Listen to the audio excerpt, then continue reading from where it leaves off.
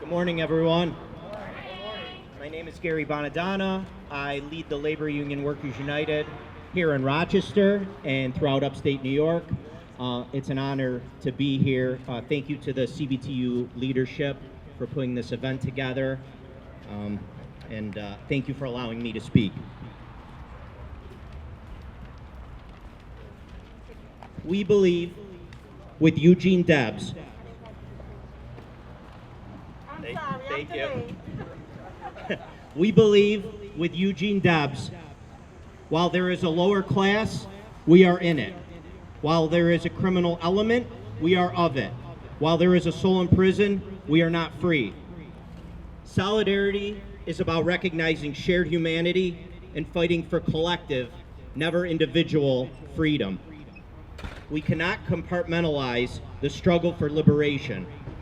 For us at Workers United, fighting against white supremacy and fascism is not a separate issue from organizing workers on the job, but they're fundamentally tied together.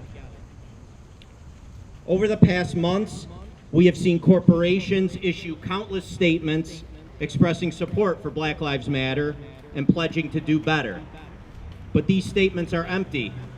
They use the language of solidarity and ignore its substance. They try to turn a profit on pain. They simultaneously uphold the systems of oppression and try to cash in on calls for change. The missing piece of this puzzle is class. Corporations are incapable of being anti-racist because they inherently uphold a system of economic exploitation that works hand in hand with white supremacy. Keeping workers divided, destroying solidarity, is capitalism's MO. The system stokes white supremacy, fuels anti-immigrant rhetoric, and tries to ensure that workers punch down on other oppressed groups rather than punching up at those actually doing the oppressing.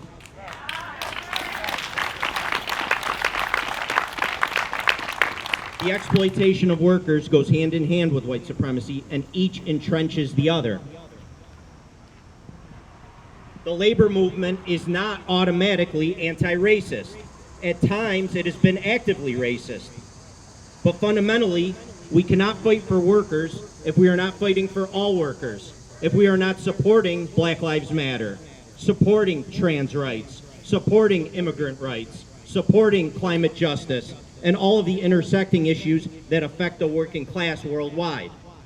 As a leader of my union, I have to put a mirror up and look and examine if I'm doing all I can to support Black Lives Matter.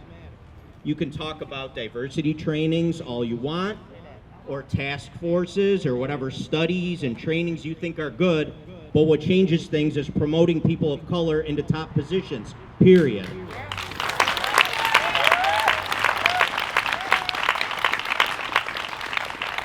At its best, the labor movement is uniquely positioned to do the everyday work of uniting, of coalition building, of helping the working class to unlearn the lessons of division and work together in solidarity. By organizing the unorganized and creating a movement dedicated to class solidarity, we can dismantle the systems of oppression and bring to birth a new world from the ashes of the old. So let me conclude with this quote, which is so relevant and I think succinctly describes the intersectionality of labor and Black Lives Matter.